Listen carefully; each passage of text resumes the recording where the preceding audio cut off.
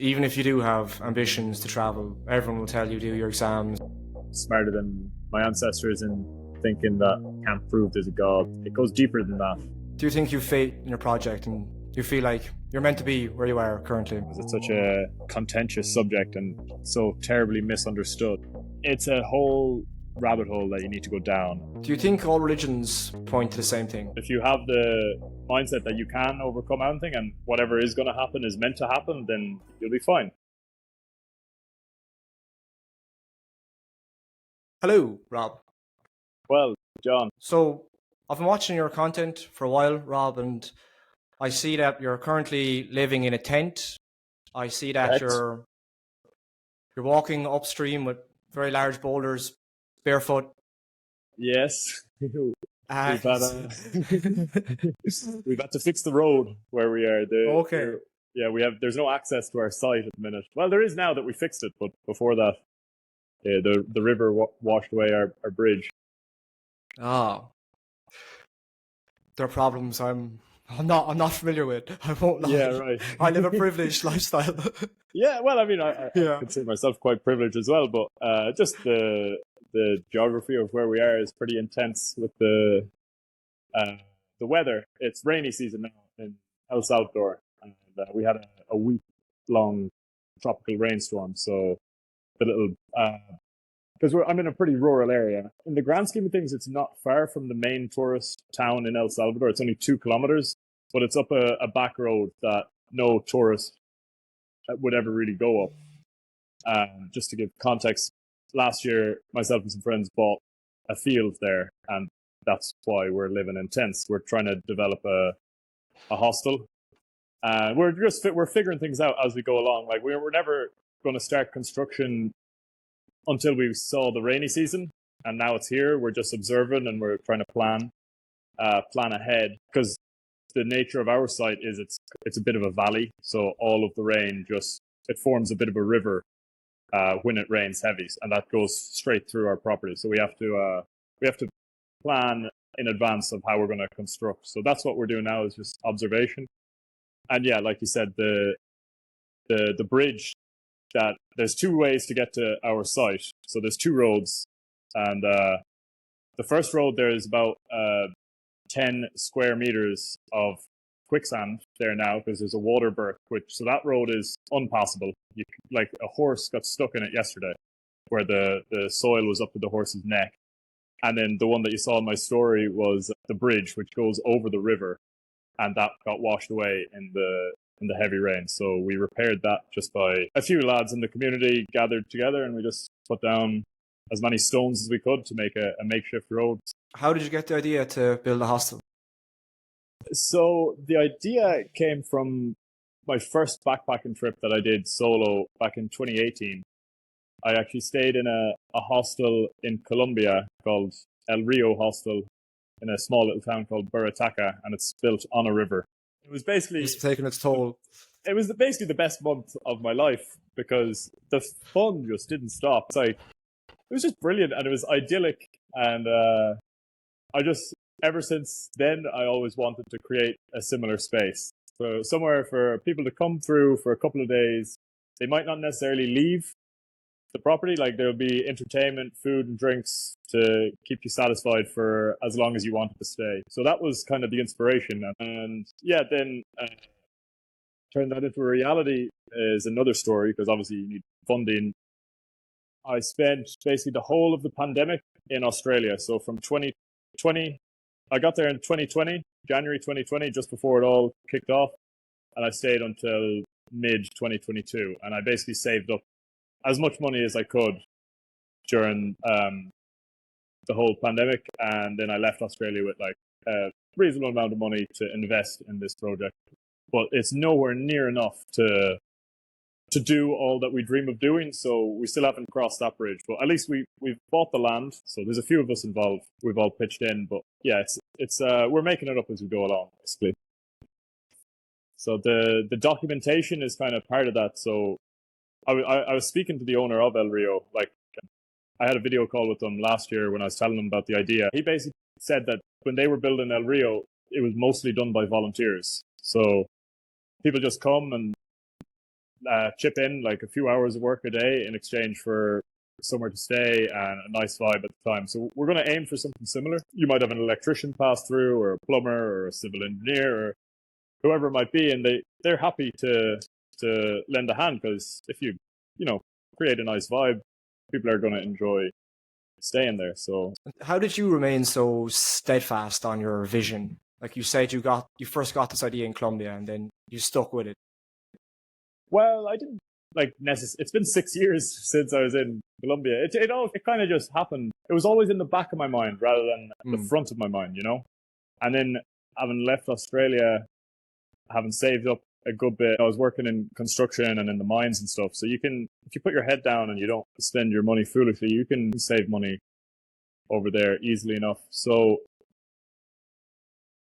it just kind of fell together. It wasn't as if I was, I'd like to think if I was fully focused on doing something to take less time than 6 years, but it kind of just happened. And then it's a matter of having friends that are also willing to share the vision and contribute money as well. How did you convince the other guys to do it? Well, one of the guys is my brother. Pitch this. One guy's your brother. Okay. One of the guys that's a big pitch. That's a big pitch. No, he invited himself. He's an engineer, so it was a no-brainer.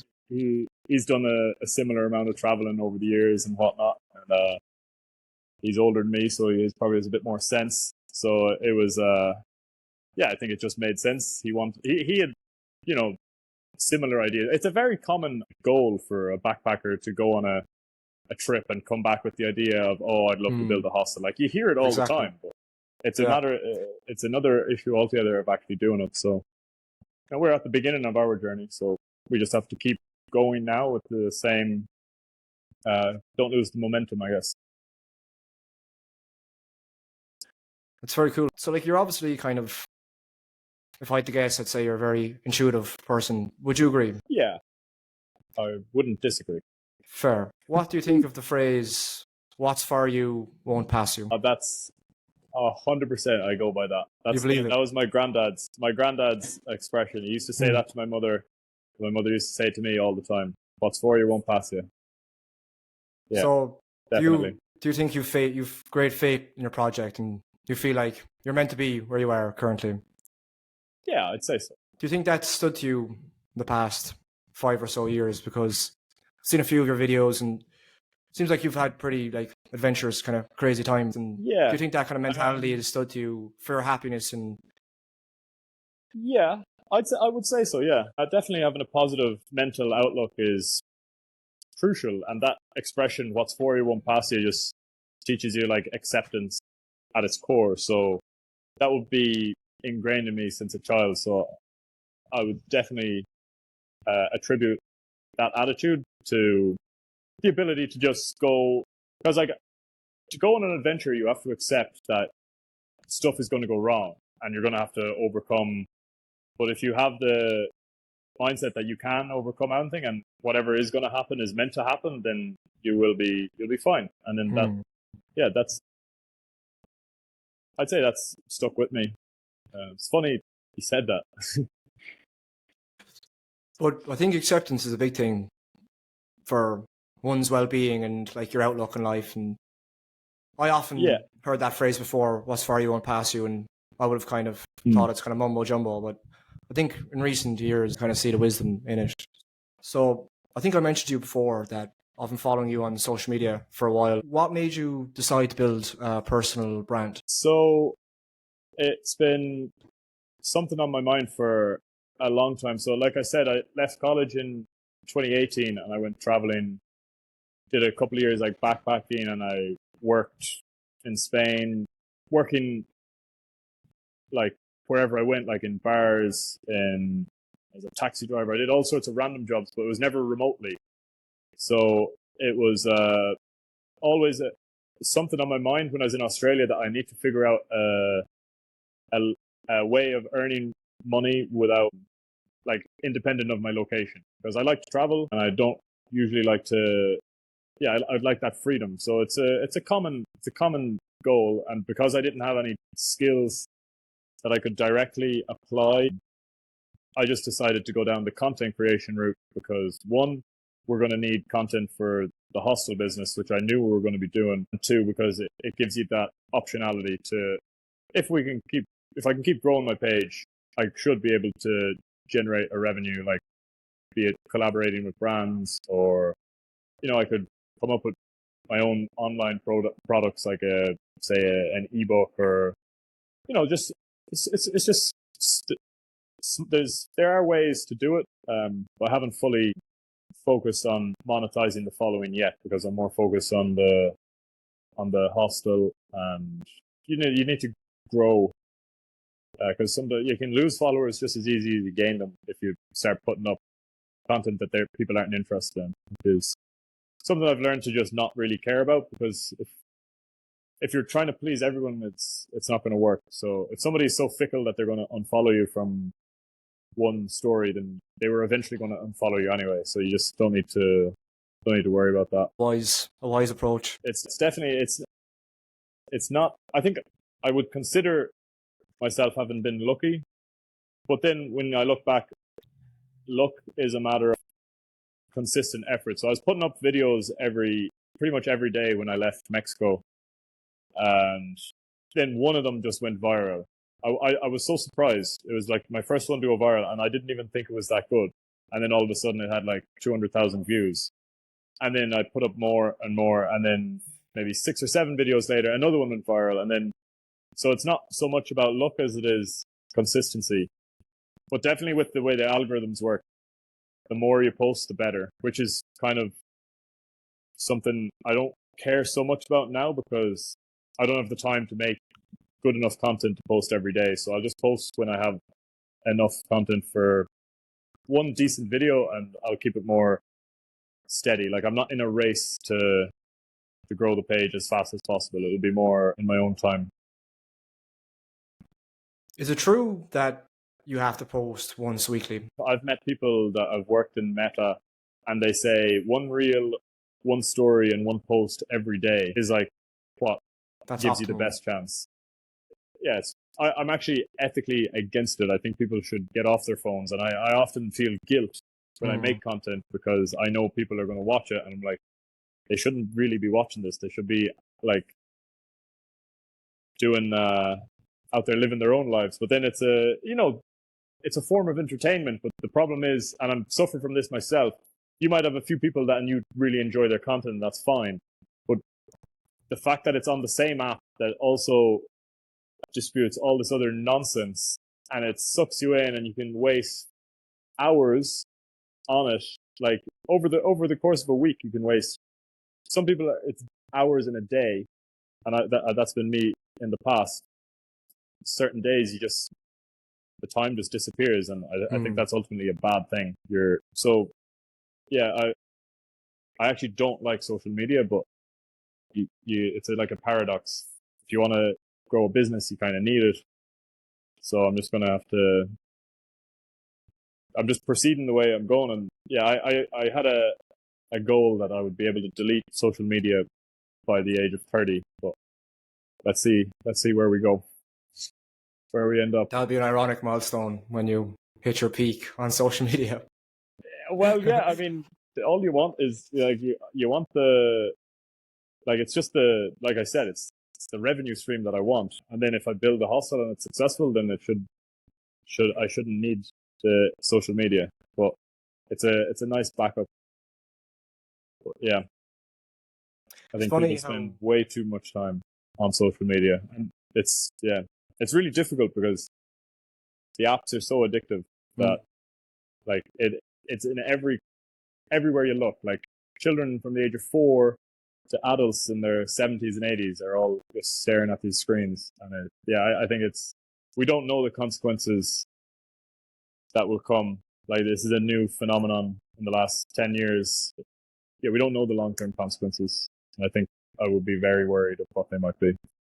It's completely all-consuming. Do you like being like in nature? The work you're doing isn't simple, but in a way it kind of sounds like a simple lifestyle, like just construction and with your buddies outside. Yeah, I like being in nature, definitely. we're pretty much hybrid living. We share the field with a few horses that have wandered in, and we haven't bothered to fix the fence to stop them coming back. So there's any amount of birds, butterflies, bees, spiders, just constantly amongst us. So I enjoy that. I mean, it probably isn't for everybody, but for me, it seems just normal. But it's not ideal. Then there's always the risk that, ants could find a piece of bread and just cause you havoc for until you get rid of them. So it's not ideal, but I like it. Do you find you have a lot of clarity? No, I wouldn't say so. Like I'm constantly, now that I've started on this project, I have a more clarity, but for a while I was always wondering what to do. And it's not easy, when you want an alternative lifestyle, when you don't want to engage with the standard like 9-to-5 office type job, then it can be hard to find your own path. Because that was I definitely wanted to avoid the corporate lifestyle. I knew that it wasn't going to be for me, so I never engaged with it. And then since then, there's been definitely times of unclarity or you're unsure what you're going to go doing. And I guess the main thing is, as long as you stay working at whatever job, like as long as you earn money gives you optionality. Money, like, it allows you to have options down the line. So I would definitely say wherever you are or whatever you're doing, to stay working and while thinking. Like, it's not as if when you're working you can't think about what you're going to do long term. Like, you can come up with plans while working. You said you lacked clarity for a while and you were always curious as to what you do. Was it overwhelming or? Yeah, it wasn't overwhelming, but it was definitely always a gray area where I was like, I can't, because I knew I couldn't just keep traveling forever, because it was definitely always thereabouts, like bugging me that I need to figure something out. Which, I wouldn't say I've completely figured it out now. I definitely have a purpose with this hostel and this project, but who knows, like, what the future holds. Like 3-4 years, you could still be looking for something. It's funny, I actually have 2 buddies recently who've left corporate, and one guy's moved to Prague. He's doing TEFL teaching, Mm-hmm. and the other guy's backpacking through Asia at the moment. And we often just talk about like what we're going to do, something a bit more fulfilling. Yeah, as long as you keep, if you like read good books when you're unsure, like there's wisdom out there, and read old books, like there's stories there, and you get inspiration whether you realize it or not from great stories. And then don't waste your time doing nothing. You have to, even if it's not what you want to be doing right now, you should still be doing something, whether it's a job you don't like or, definitely you should be looking to do extracurricular things like upskilling, like maybe if it's learning a language or a new skill, so that you can actually build the life that you want. It's not going to happen. Like, nobody's going to gift you a better life. You have to actually work for it. So, and then it's easiest, you might think it'll be easier if you just quit your job and then do that, but I wouldn't say that that's the case. I'd say it'd be easier to do it while you have a job, because then you have a routine and you can actually earn money, which will be useful for maybe you come up with a business idea. Well, then you're going to need money to invest into it. So that would be my 2 cents on the matter. You studied actuarial science in UCD. Correct. So that's like a pretty competitive course to get into. You must have been pretty academic at school. You must have worked kind of hard to get in there. Yeah, I guess I was pretty good at school. It was, I enjoyed the environment of school. Like, all your friends are there, you're trying to do well. And I think the idea of picking a college course when you're 18 years old, I think, is absolutely crazy.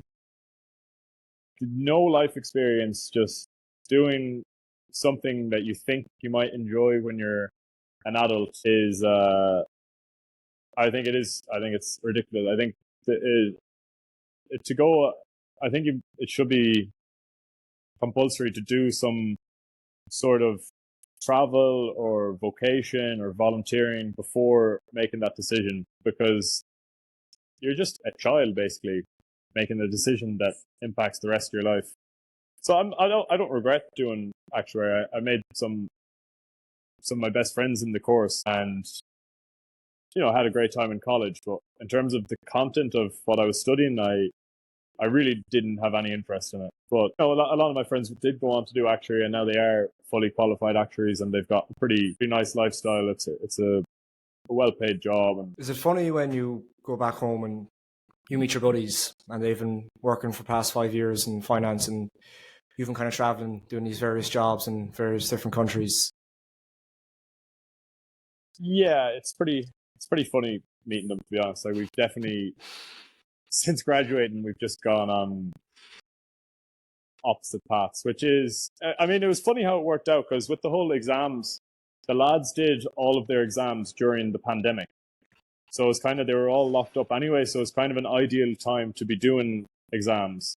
They were all online, they had all these study groups going, and they got through them pretty easily, but not easily, but that's not to say I'm delighted that I didn't go down that road, because the more you invest into something, the longer you're going to end up staying there, because you've already, say you already do 3 years of exams, then you're going to be like, oh, well, I'm not going to leave now. I've just done 3 years of exams. So you kind of get sucked in. So I'm glad I left when I did, because I know that lifestyle isn't for me. I did a 6-month internship it was part of our degree, and I realized pretty straight away that I don't want to work in an office. You do get sucked in.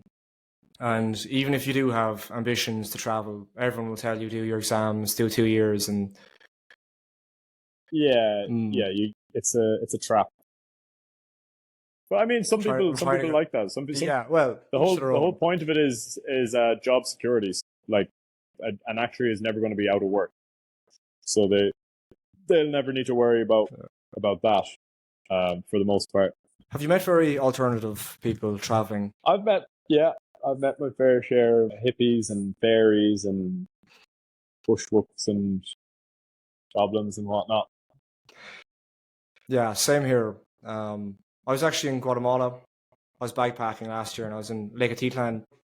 I always kind of thought I'd like kind of alternative, kind of hippy-dippy crowd, but to be honest, I thought it was a bit much when I was there. It's super alternative, and kind of made me double think my opinions on like plant medicines and I mean, there's whatever you're talking about, medicine, it's all airy fairy, as you say. Like, and I think these people, they might have some really great truths about like natural ways of living and whatnot, and ultimately I don't necessarily think that they're all on the best paths. It's fine to dabble in that sort of stuff every once in a while, or to go down that path for a while, but I think ultimately you will come back looking for something more grounded. It's a common global issue right now, is the lack of faith. Like, I've actually returned to Catholicism relatively recently, and that's having gone full circle, having seen enough of the world to realize that without an overarching form of guidance, society won't really work.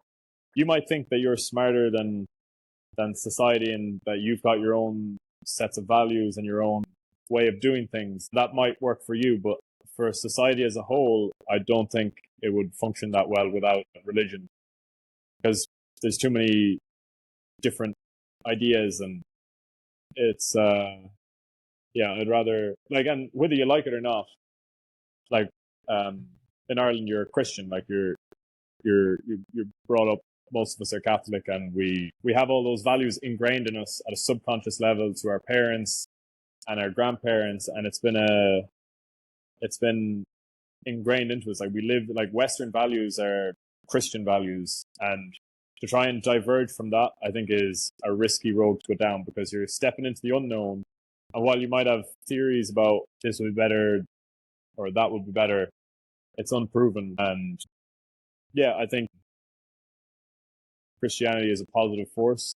Like I go to mass here. It's only on twice a month. If you actually embrace it as a beautiful time, like to take that time out of your week to like pray and give thanks, however you want to go about it, it's great. And it gets the community together. Like I think it creates a lot of value as a societal tool. I come from Kilkenny in Ireland, and I went back. I'm living in Spain at the moment. I went back, I think it was around 2 months ago, and I went to mass with my mother, and I just thought it was so beautiful how like there was like all these different people from various different backgrounds. Like there's Ukrainians, people from Africa, and we're all coming together in one place, just practice, I suppose, spirituality together. And I felt there was a lot more like acceptance and tolerance, and it's how I really saw the beauty in it. Yeah, no, definitely. There's a reason it's been around for thousands of years. Like when I left college, I started getting into philosophy a lot.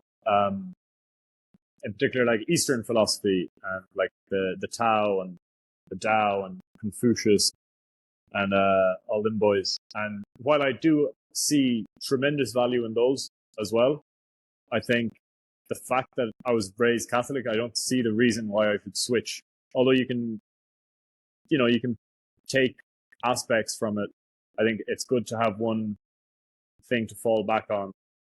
It gives you that sense of guidance. Do you think all religions, they point to the same thing? I know there's different cultures and things manifest in different ways, as you said. Yeah, I guess so. I mean, I definitely wouldn't be a theologian. I wouldn't know too much about that many other religions. But yeah, this is, I guess, and that's one thing, like God would be something similar that the hippies in Guatemala are sort of trying to get to as well. It's like, yeah, that's the God that we're talking about. I think, yeah, they all point there. And yeah, so there might be differences between like a Christian and a Muslim. Yeah, I think definitely just having a framework like the Bible to guide you there is just, there's no pressure to try and figure things out. Just follow the Bible, then you can't go wrong. It has everything in it. It's all encompassing. Whereas if you go down the spirituality road or the alternative road, you're going to end up going around in circles because that path hasn't been clearly defined. You're going to try and figure things out yourself, but you'll never figure it out because the universe is too complicated to figure out. So you run the risk of just getting confused and lost, which is fine as long as you don't cause any damage. You mentioned like the hippies and the alternative crowd. They're trying to find God, and that's what you think Christianity is all about. Like, what is God then? Is it? I know you're not maybe out of your expertise, but I'm just curious what you think. God is the creator of the universe. It's hard to answer that. It's hard to put words to it, but it's like a divine being that somehow ties us all together. So we're all connected through this one being. We're all moving around. There's a good way to go about things, and there's a bad way to go about life. And there's good and evil in everybody, but you just need to choose good. That's like the yin and yang. Yeah, the yin and yang. Like it's related. Like we're all faced with decisions every day. The idea of Christianity, if you do the right thing, you will have eternal life in heaven. That's what should inspire you. That's the ultimate motivator. Like you wake up in the morning and aim towards being the best version of yourself, and you will be rewarded with eternal heaven. And then the alternative is if you choose evil, then you will perish in hell. That's kind of the crux of it. Do you think you have a strong faith? I'd say I do now, yeah. It'd be pretty strong. Like there was a few years there where I would have identified as an atheist, and I thought that I was smarter than my ancestors in thinking that, science, you can't prove there's a God, so it must not exist. But I think that it goes deeper than that. There's more of a reason for it. There's an idea, a philosopher, what's his name? Chesterton or Chessington, where he talks about a fence. If you find a fence in the wild, you can't remove the fence until you're fully sure that the fence has no purpose, because you don't know the consequences of removing it. So I'd look at Christianity and religion the same way. You can't get rid of something until you know the consequences of it not being there. So if you look at the flip side of that is, well, if it's going to be there, then you got to embrace it and embody it. So definitely now my faith will be stronger. Yeah, with regards to faith, I think that it can be very beneficial just to believe in something and not to rely on your own logic every morning to like get out of bed and do something. Yeah, that's pretty much what I've concluded after spending many years trying to live without a defined faith. When you study Eastern philosophy, I think it's Confucianism, where they look to the past for solutions rather than look to the future. So if you look at what worked before, and I think as society developed over the ages, religion was always there. So I think to try and move forward without that, I think it's naive. Pretty much what I've concluded. Do you feel less loneliness since you found like you've turned to Christianity, or you find more peace in your life? I wouldn't really say it's changed too much. I mean, loneliness when you go traveling, it's not really something that you deal with because you're always surrounded by people. And I've often been traveling with friends, and nowadays with WhatsApp, you can be on a video call to whoever you want. It's not. We're so lucky. Like, technology has come so far. But on a spiritual level, I just feel more at peace now. There's less doubt. Turn to God. I think it gives you that confidence in making the right decision. It becomes easier if you follow the path that I guess Jesus led to guide us. Yeah, I think there's so much doubt amongst people. I don't know if it was always the way. Yeah, I mean, it's hard to know. I guess that's why reading old literature is it's crazy to think that a lot of the problems that we think we face are as old as, they're at least hundreds of years old. Just different political issues, personal issues that you face. There's nothing new under the sun, is what they say, but that's not entirely true. There are new technologies and inventions that come to light now. But I guess, sorry, I lost my trail of thought there. There's a dog barking. I've moved location. Do you ever meditate or journal? Journal, not so much. I have tried a few times over the years, and I never really got into it too much. But meditation is something I would try and incorporate into my life. If it's not taking 10, 15 minutes out of my day to, sit and try and find that rhythm with your breath, then it's just incorporated into your life. So just whenever you are doing something with brushing your teeth, or just taking the opportunity whenever you think to do it to just focus on your breath and just engage in the present moment. That's something I try and do continuously, so as often as possible. And then I've never really had that routine of meditating where you'd wake up and the evening. It's something that I would definitely like to incorporate as more of a routine, taking the 10, 15 minutes out of my day to focus on that. It's something I would definitely try and go back into. But I've never really been that good at routines, or I actually lack discipline. So it's I would like to meditate more in a set time frame. I feel like I can be present throughout the day, often, but it's not.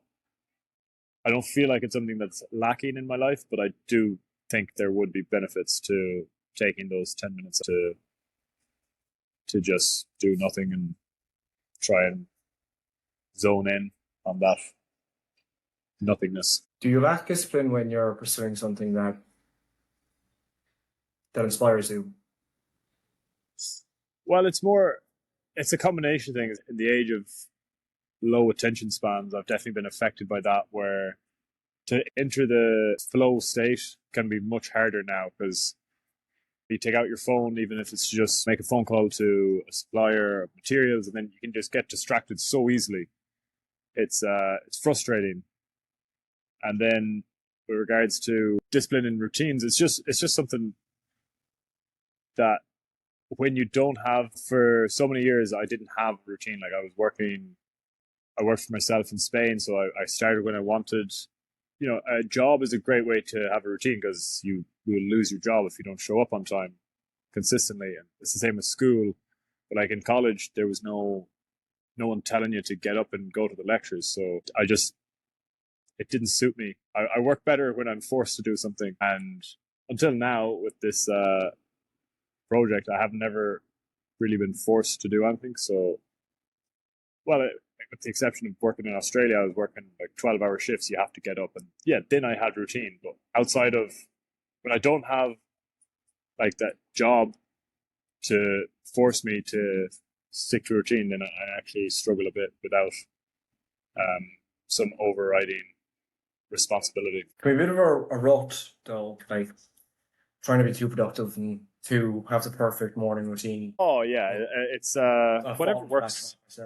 Yeah, it's. I mean, yeah, I wouldn't worry about it too much. As long as you're steadily making progress towards your goals, then whether you do that in the morning, the afternoon, the evening, it's. I wouldn't put too much focus on the routine. But the reality is, a routine will help you. It will give you that structure.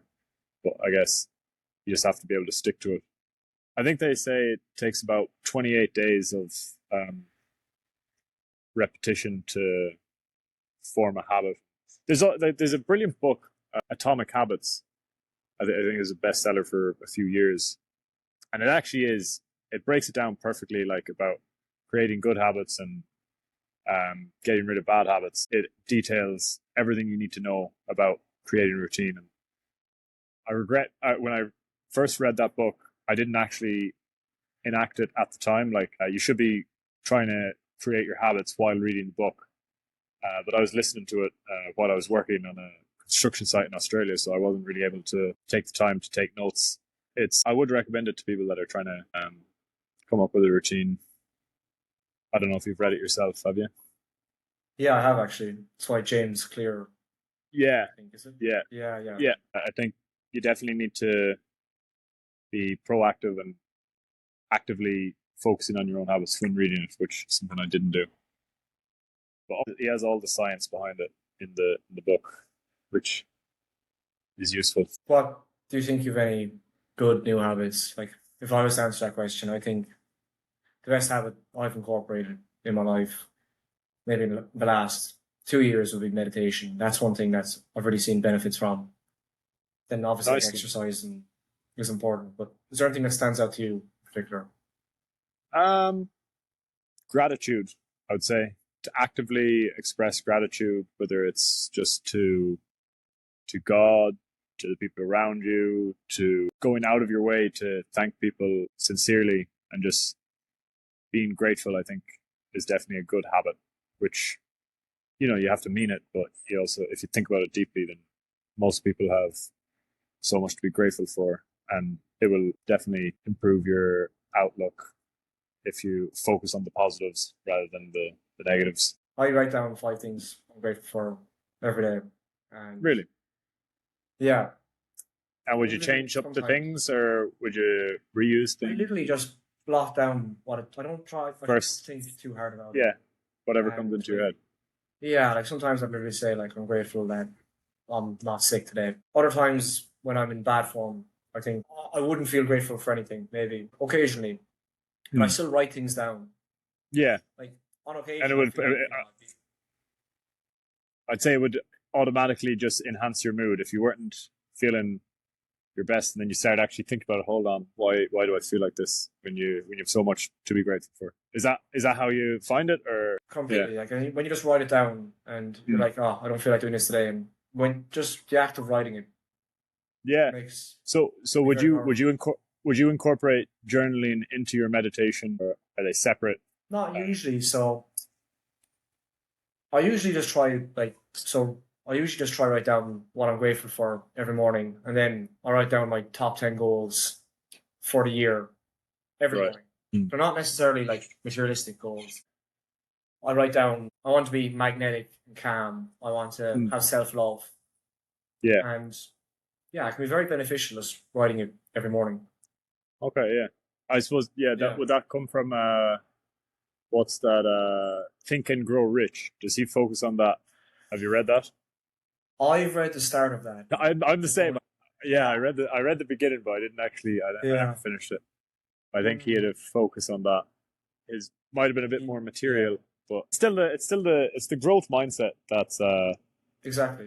it's a bit of a buzzword nowadays, but it is really hugely beneficial if you it can because there's so many ways you can go down life and so many routes you can take, but if you have that bias towards getting better, you'll have a more enjoyable life. I believe. Yeah, it's a good way of phrasing it. Actually, like a boy is just want to improve. And that be Yeah, your approach. Do you think? Would you say that you love yourself?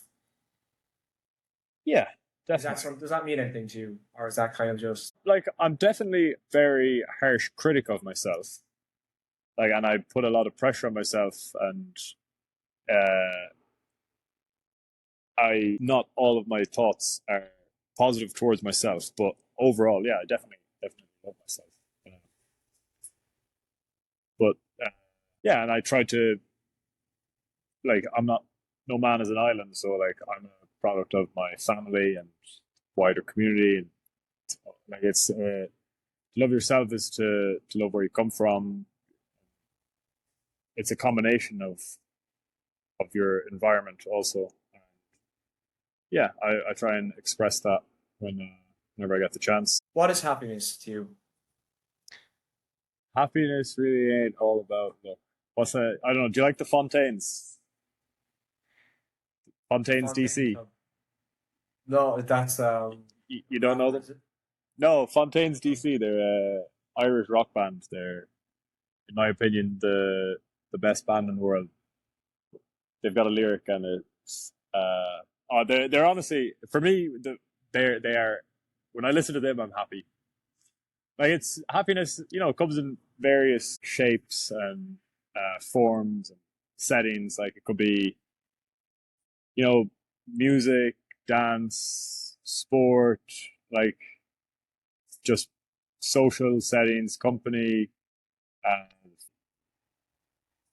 like God, going to mass. Um, there's so many ways to be happy, and I guess it's finding a balance going between varying a varied lifestyle so that you don't exhaust one avenue. So if you there's a lot of surfers around here, and for them surfing is everything. Like if they don't surf in the morning, they're not happy. So they're dependent on surfing to be happy, which is, but if they get an injury, they can't be happy by their own by the from the environment they've created for themselves. So it's fragile because life can change really fast. So you need to have different avenues to achieve happiness because it comes in so many various ways. So for me, it would be like music. I like to go to like electronic dance raves. Um, Sport. I don't play as much sport as I used to, but even just training, I still enjoy. Like I do calisthenics, although I've got a couple of injuries at the moment, which are kind of prohibiting me. I mean, I think the best form of happiness comes from when you've done like hard work. The feeling of having accomplished something, I would say, is the where the greatest happiness comes from. Like the most um, satisfying is after good work that you really cared about. I think something that kind of challenges you and Yeah, if it's for a worthwhile cause, you're gonna get a good feeling off that. if I had to ask you what one lesson have you learned from your travels, what would you say? It's hard to come up with one lesson because it's been such a long time that I've sort of been traveling, like living abroad and experiencing new cultures. It's been, basically 6 years or whatever. So to come up with one, it's hard. Like, for example, my first trip was the biggest thing that I learned from that was it was actually my first time being on my own, as in without any friends or family. Like, I had never gone more than a day without seeing either a friend or a family. So when you think about that, that's pretty mind blowing to think you've never actually spent more than 24 hours away from friends or family. That was the biggest, like realization, was learning how to be by yourself and learning that you're an adult and you can do whatever you want. It doesn't matter what your friends or family think. Like, if you want to do something, you can do it. And like, nobody can stop you as long as within the confines of the law. So that was like something for my first trip. But lessons over the years then have just been like work hard, I would say. Like, regardless of what you're doing, just work hard, but work smart. Don't waste too much time or energy in something that doesn't serve you, unless it's for a greater purpose, like to save money, to do something. The people that you meet traveling is, for me, that's the whole, the beauty of it, is just people from all different walks of life, cultures, different backgrounds. The people that you meet are typically traveling as well, so they're not in the routine of having to go to work tomorrow. Like, you can meet somebody, and if you get on with them, you can spend like 2, 3, 4 days with them. You learn so much about them and from them, and they might inspire you in so many ways. And then they go one way, you go the other, and you might never see them again. But you definitely learned from them. It's such a good way to like meet someone, because you're both in like a new environment on your own, and you're both exploring. So like, it's such a conducive place to have good memories. Yeah, exactly. You must have met quite a lot of people 5 years. Yeah. I mean, I haven't been counted, but yeah. I mean, and you also you get better at meeting people, because you can pick up on things, and you can tell you get better at discerning whether you're actually going to enjoy the company of somebody or not. It means that you can focus your energy better, like, rather than spending 2 hours having a terribly boring conversation with somebody. You just pick up on things better the more times you meet people, that, because a lot of the conversations that you have, no matter what you're doing in life, are repetitive. So if you're traveling, you'll be talking about your travels. I'm sure if you're in the office, you're talking about whatever, the weekend, or your travel plans or whatever. So if you meet like a true backpacker, there's an understanding that that's not what you want to talk about. So you skip past that phase of where did you come from, where did you go, and you go straight into more, not necessarily deeper conversations, but more enjoyable conversations. Like, maybe you'll just start telling stories that will make, that the other person will enjoy, and vice versa. And then it's that's how you make better friendships, and just have a more enjoyable time when you're just meeting someone that you might not ever meet again.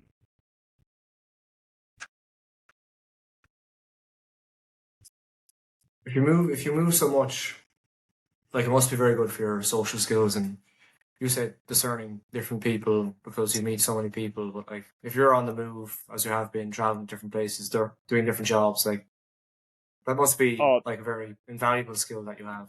100%. Like, it's not as if it's like really, you just want to, when you're socializing, the aim is to have a good time, make connections, and that are mutually beneficial. Yeah, you learn how to read a room, read a situation much better.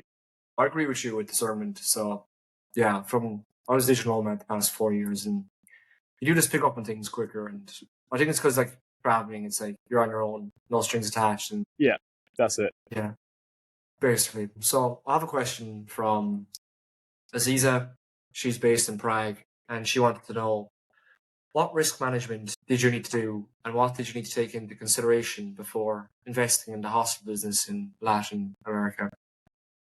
So it is the same risk management strategy that I deciding to go traveling instead of, starting a career. And that was the risk of regret was going to be higher than the risk of failure and down the line. So I would regret much more not attempting this than attempting it and failing it. Looking back over my life, I think I would assess that the pain I would feel for the regret of not going for it will be greater than the pain of failure. So that's the kind of rule of thumb that I would use for most decisions. Like, are you going to regret not doing this, or are you going to regret doing this? That's a general philosophy that I would live by. What advice would you give to your 18-year-old self if you had 30 seconds? Probably take a year out before going to college. Yeah, just go work for one summer in Ireland. We're lucky enough that one summer's wage will last you a few months. Even if it's in around Europe, somewhere in South America, do some volunteering, do some, get some life experience before deciding what to study at a third level. Rob, it's been a pleasure having you on. I really enjoyed chatting with you today. It's great to put a face behind the Instagram page. Yeah.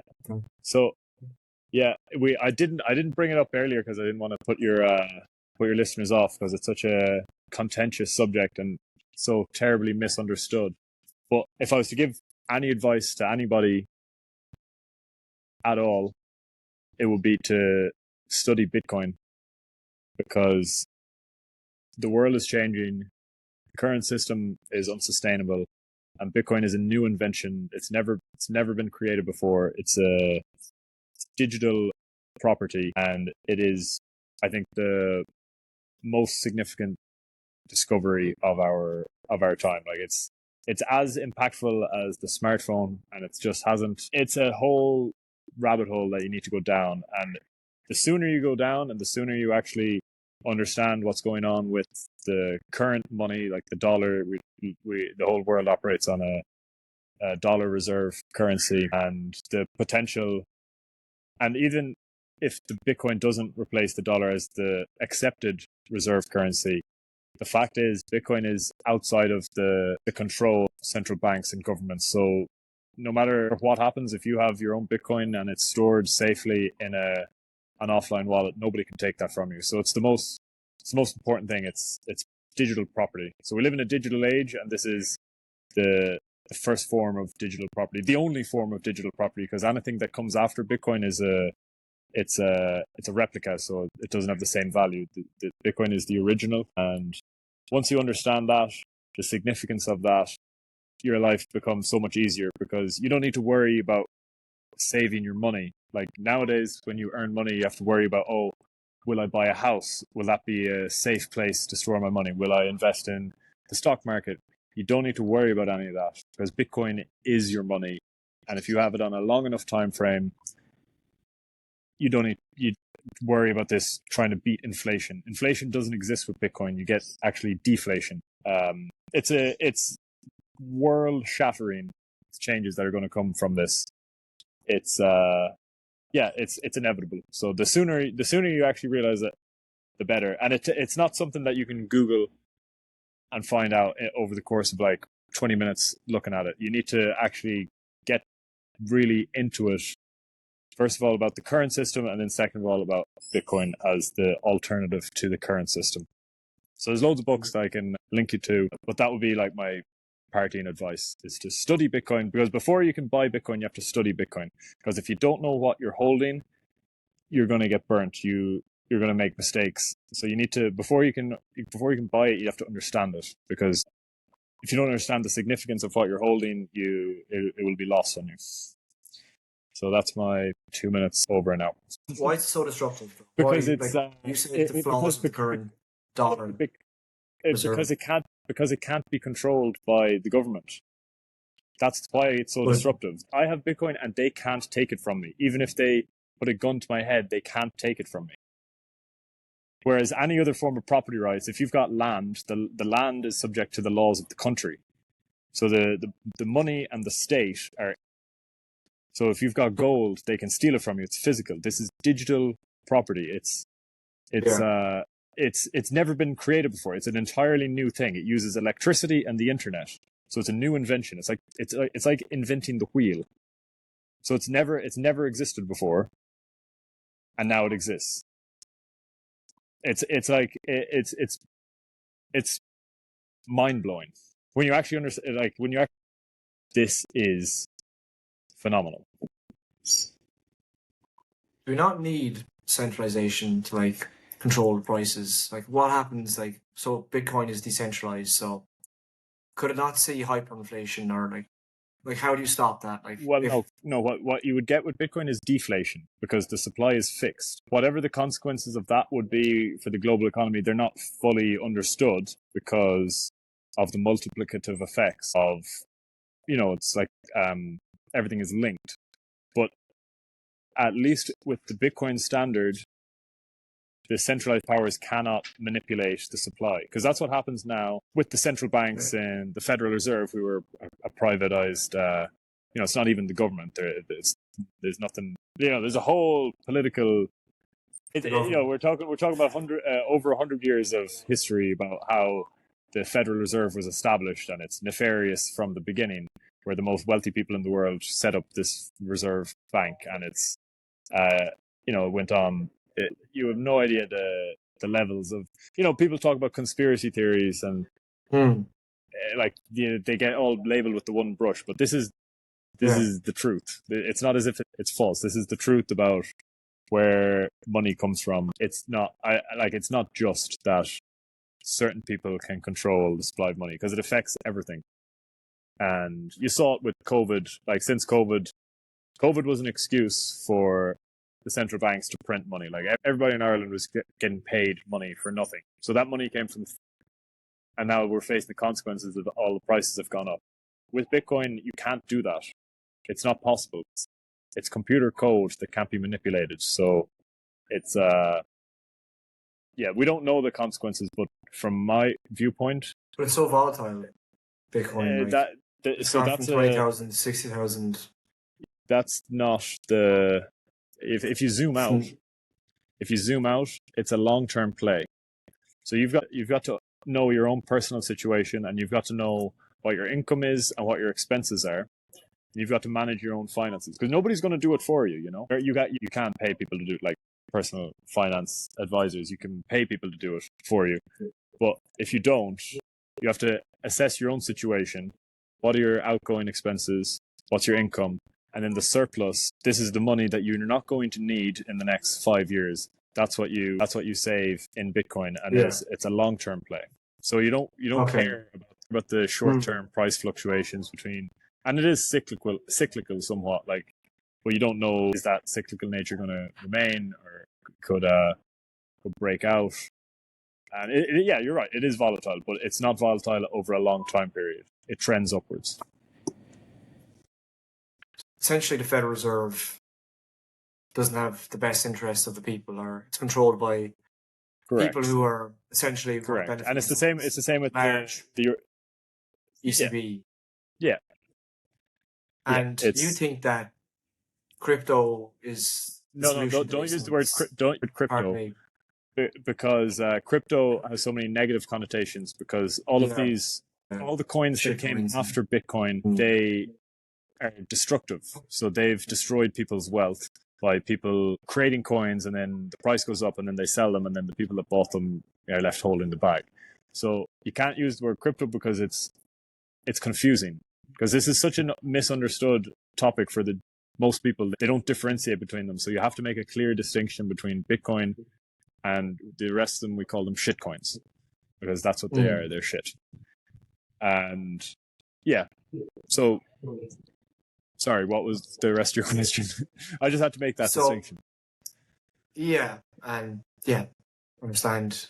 So with Bitcoin, that you think people should invest in Bitcoin because you said, the dollar, our current economic model of the ECB and the Fed, it doesn't serve the people. It's controlled by large or like individuals who are profit seeking, and essentially that the impacts in society are going to be mind-boggling.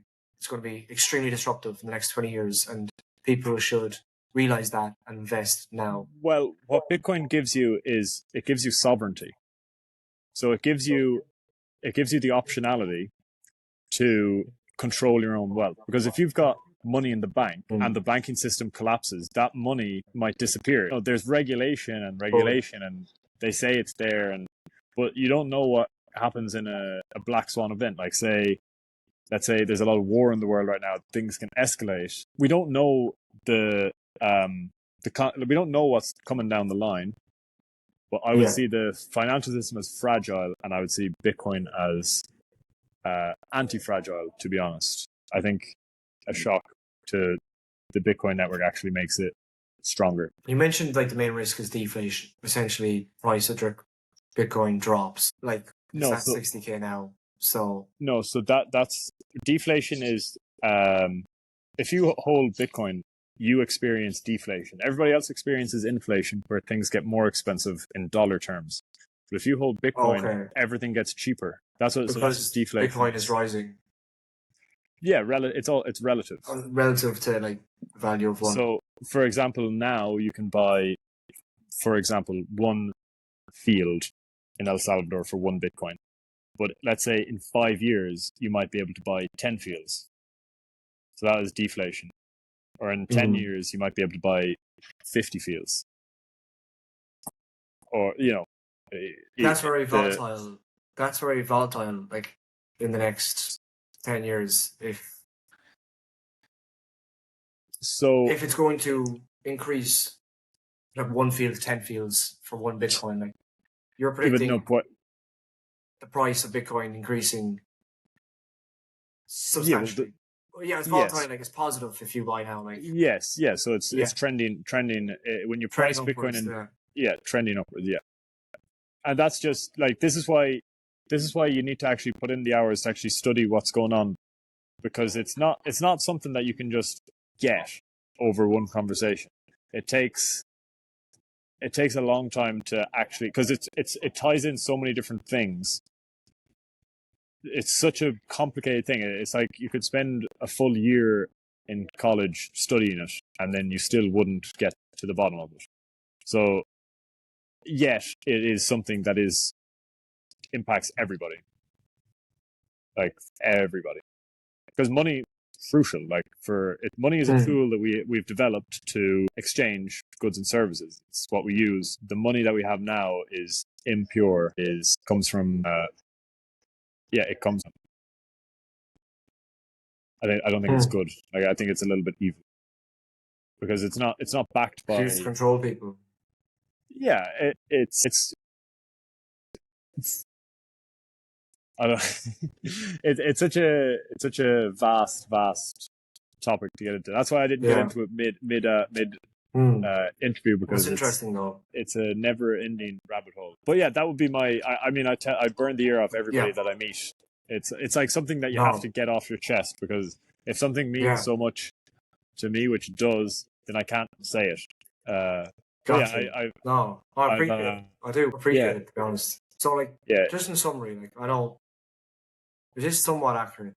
Like, buy Bitcoin now, the euro, the dollar, controlled by the Fed and ECB.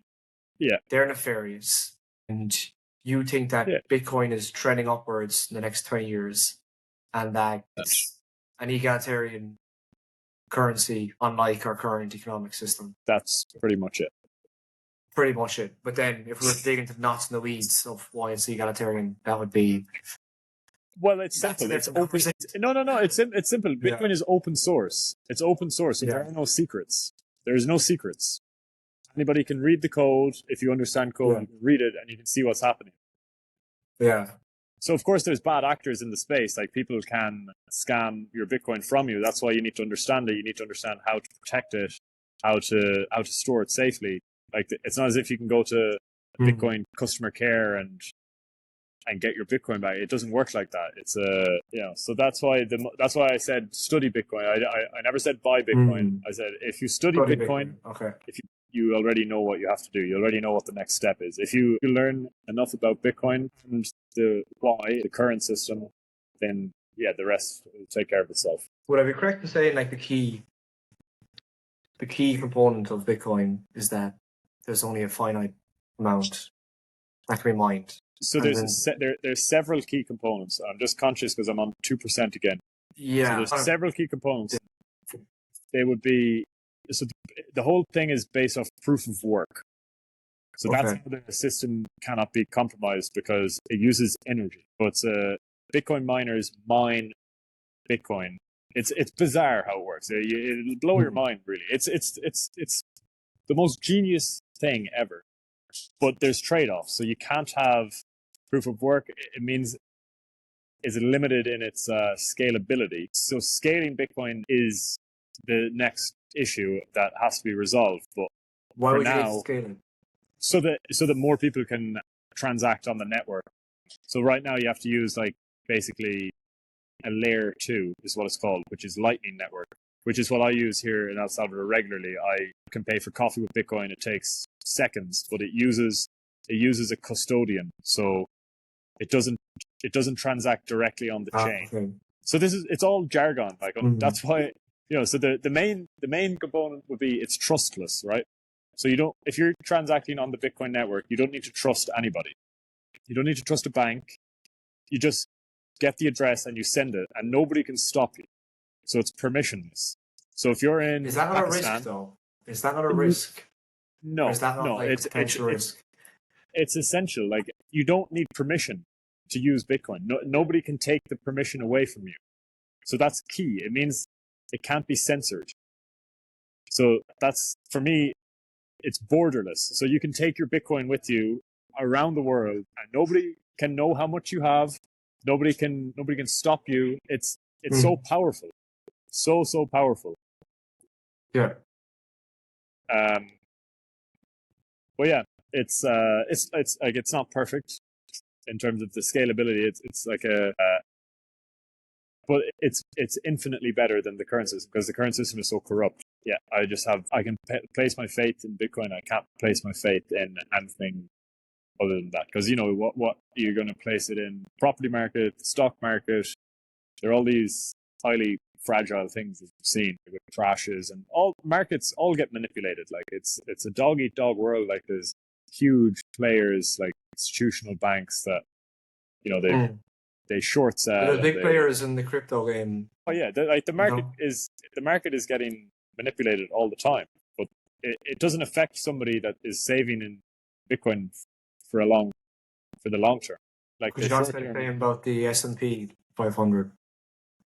Well, no, because you can't take your S&P 500 wealth and just bring it around the world with you. I mean, you can. You'd have to dip in and out of it. So you're saying it's not a currency, essentially.